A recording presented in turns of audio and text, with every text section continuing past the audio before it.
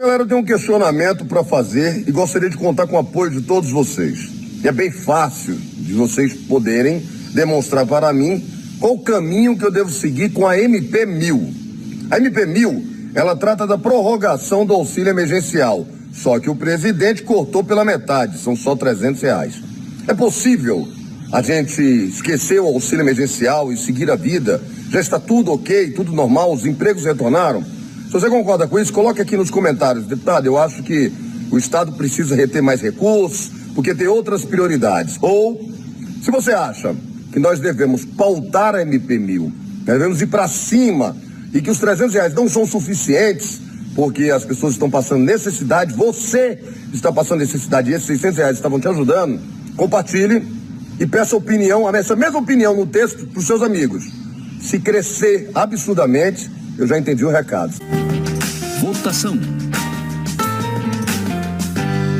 Sem acordo sobre o auxílio emergencial e sobre a comissão mista de orçamento, as votações no plenário da Câmara continuam travadas.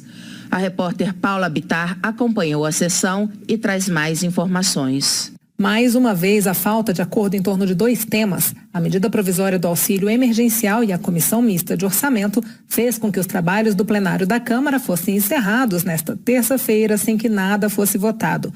Desta vez, a casa não atingiu o número mínimo de presença de 257 deputados para que as votações tivessem início.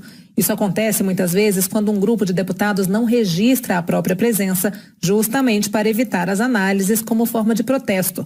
No caso, a oposição protestava contra a não inclusão na pauta da medida provisória 1000, que prorroga o auxílio emergencial por causa da pandemia até dezembro, mas na metade do valor, ou seja, R$300.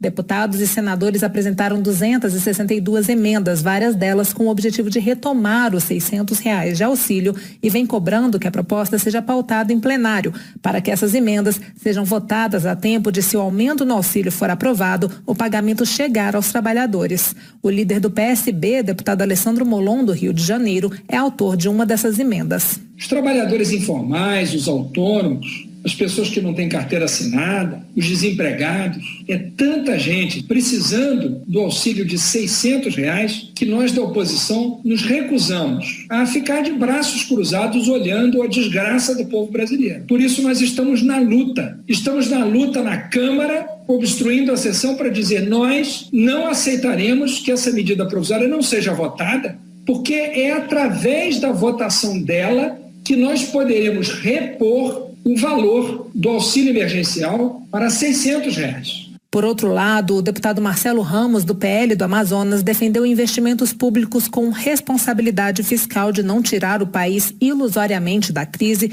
com um pico de crescimento e com um aprofundamento ainda maior da miséria e da desigualdade no médio e longo prazos. Com relação ao motivo que levou outros partidos, como o próprio PL, o Avante, o PP e o PSD à obstrução, ou seja, as disputas na instalação da comissão mista de orçamento, o deputado defendeu que os líderes resolvam a questão o quanto antes. Nós estamos vivendo uma realidade inusitada. Nós tínhamos hoje na pauta duas medidas provisórias e um projeto de lei, as 3 matérias de interesse do governo e a obstrução realizada por parte da bancada do governo. Eu espero que os líderes tenham capacidade de diálogo, superem essa crise decorrente da falta de definição em relação à comissão mista de orçamento, cheguem a um acordo na CMO, porque o Brasil não pode ficar paralisado porque os líderes da Câmara resolveram disputar um espaço que é um espaço importante, mas que não é um espaço que justifique a paralisação do país. O deputado General Girão, do PSL do Rio Grande do Norte, criticou a obstrução. Mas não é possível que a casa fique paralisada, não vota nada de interesse do país em função de interesses individuais ou até mesmo partidários que não possam chegar a um consenso. Eu não acredito nisso daí, eu não estou acreditando que a gente está vivenciando um período desse. Vamos completar quase um mês sem uma sessão plenária, sem nenhuma aprovação. Estavam na pauta desta terça 2 medidas provisórias, uma delas dá crédito presumido para estimular bancos a emprestarem dinheiro a micro, pequenas e médias empresas que tiveram receita bruta de até R$300 milhões em 2019. A outra autoriza o INCRA, Instituto Nacional de Colonização e Reforma Agrária, a prorrogar até 28 de julho de 2023 27 contratos de pessoal por tempo determinado.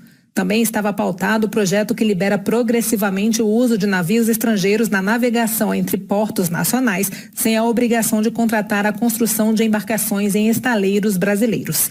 Os deputados farão nova tentativa de votar essas propostas na próxima terça-feira. Da Rádio Câmara, de Brasília, Paula Bittar. O pedido de inclusão da medida provisória que trata do auxílio emergencial na pauta dominou os debates em plenário. Padre João, do PT de Minas Gerais, insiste que a Câmara coloque em votação a MP 1000 para possibilitar a manutenção do benefício em R$ 600 e não R$ 300 como quer o governo. Padre João argumenta que o custo de vida aumentou e muitas pessoas ficaram desempregadas. Por isso, ele afirma que é essencial manter o valor do auxílio.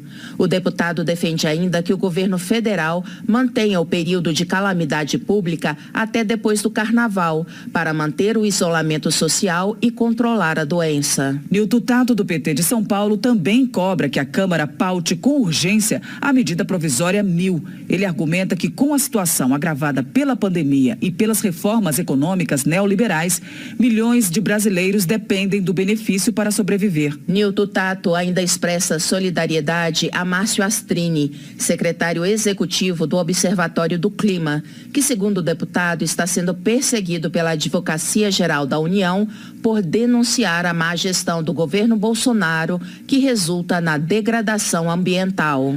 Camilo Capiberibe, do PSB do Amapá, também defende o auxílio emergencial em R$ 600. Ele avalia que o impacto da redução do benefício pelo governo Bolsonaro foi automático. O deputado diz que no primeiro mês de pagamento do auxílio de R$ 300, o índice de desemprego cresceu, em particular no Norte e no Nordeste.